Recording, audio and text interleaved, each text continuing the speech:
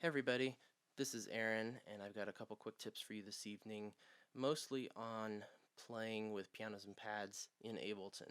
I've got a couple techniques for opening up your sound, as well as a few software tricks that you can do to open up your sound as well.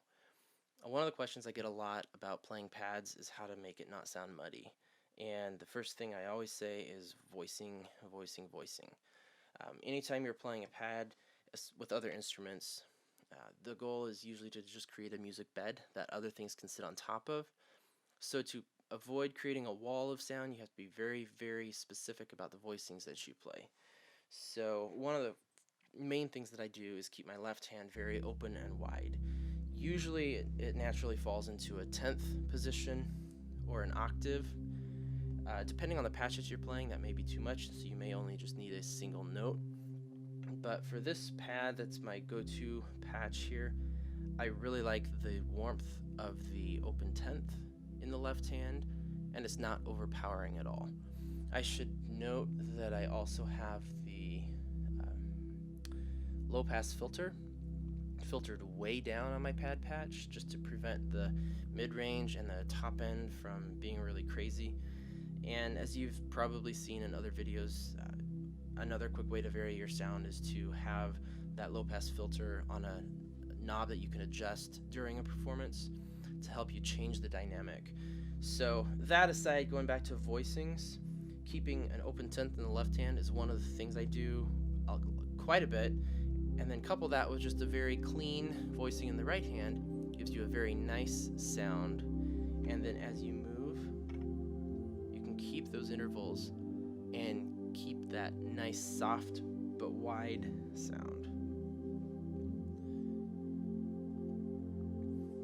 You might notice too that this is a drop 2 voicing. Here is the C triad with that second note dropped down to the left hand. So a lot of the chords follow that. And if you don't know what that is, there's plenty of resources that you can look up different voicings. But most importantly, just practice keeping your probably just avoiding root triads. I'm probably not ever going to play a root triad with a pad just because it's too close, it's too rich. The intervals here are too close for much else to sit on top of. So just think open, simplify, and make everything super wide. And the other thing to do is to keep anchor notes between all of your chord transitions. So you'll notice I've got this G held down pretty much the entire time while doing this little walk-up movement. And as I'm changing chords and positions, I'm still keeping my left hand very, very open, and I'm keeping as much similarity in the right hand as I can. And a good way to practice this is to keep your hands very close to the keyboard, let your fingers walk the notes. And if you have a classically trained background or other piano training, you will probably feel very weird letting your fingers slide from note to note, or changing fingers after you've already played it. But you have to get used to walking the keyboard and using your hand to create legato movement. I should also note I am not using the sustain pedal here at all. And when playing a pad, you want all the transitions to be very crisp and clean. And if you use if you use the sustain pedal, it's a little too easy for note transitions to blur together. There's a little bit of an example here where I'm kind of being sloppy on the pedal, and it's causing all of those chord changes to blur together. So open, wide voicings, very little pedal, and very smooth, close finger walking techniques. Jumping on to add a piano into the mix here. You'll notice keeping those open voicings really helps that piano ring out and sing in a very, very full tone without being overbearing.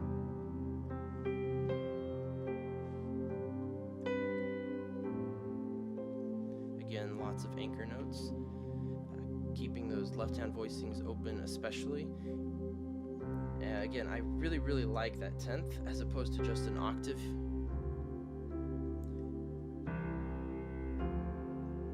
Even if you give it a little punch and let that piano ring out.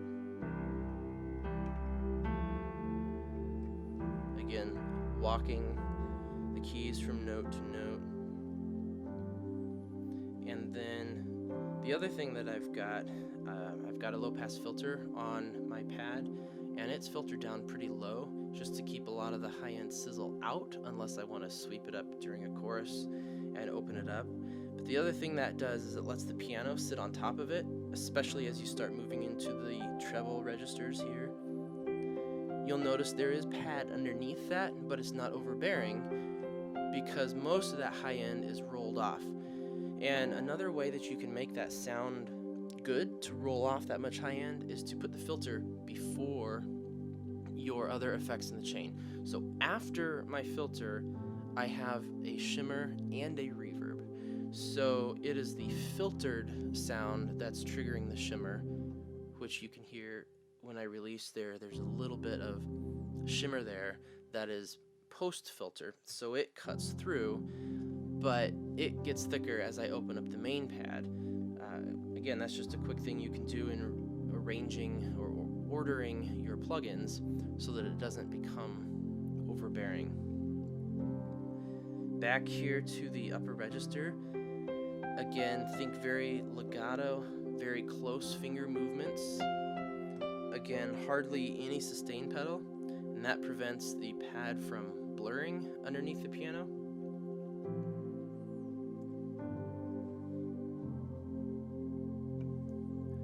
And then one of the favorite things that I like to do is take a Chord plugin. In Ableton there is a Chord device, and I think in MainStage there's a Chord device as well.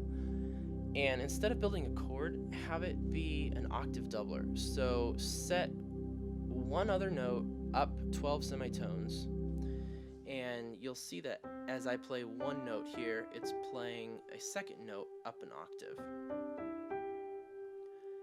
And so what this does is, if I go back to the wide open 10th voicing in the left hand, it now sounds like the piano is playing this C, this E, this C, and this E all together. And so in a way, your left hand alone can play almost the part of a left hand and a right hand. But it's important to note that I don't have that chord doubling happening on the pad, only on the piano. So I've got a doubled piano sound, but the pad still just remains these two notes.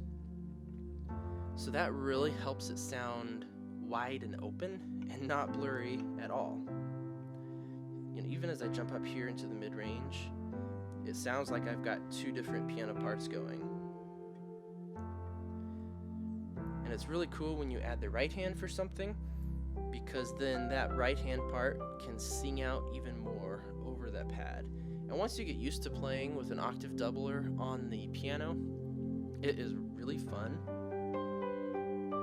Again, watching your use of pedal to keep everything nice and open. I'll use my left hand to fill the whole low and mid-range, and then my right hand can be free to play a little melody here.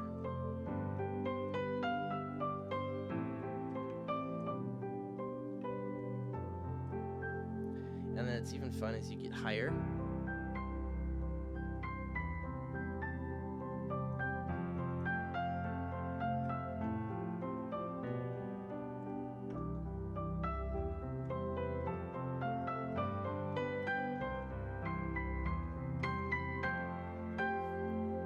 And depending on what you're playing, it can even add a lot of intensity.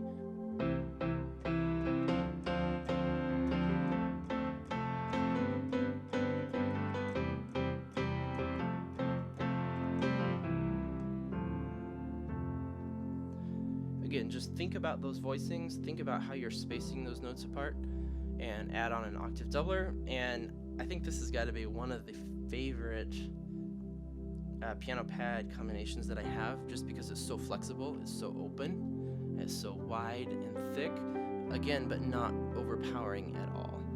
And using a technique like this, I'm thinking about an intro that we've done for Cornerstone, keeping that really low pad.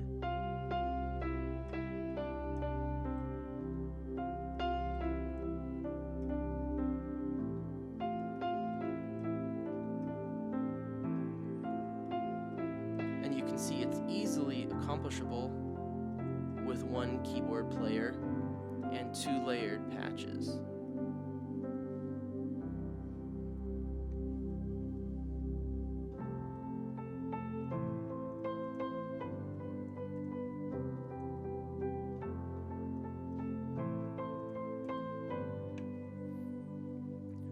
And then add on a little delay on that piano, and then you've got a really cool open layering effect.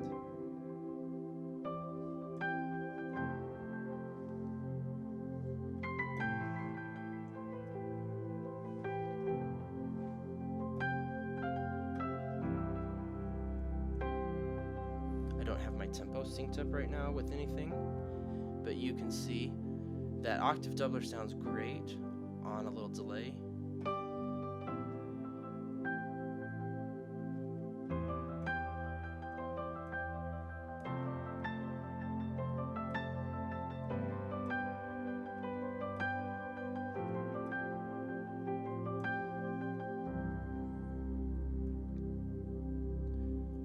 So that's pretty much it. Open voicings, being very intentional about how you space out the notes in the chord between the right and left hand. A lot of drop 2 voicings, keeping the filter on your pad in a place where it lets the high end of other things come through, but it keeps your main pad filter down.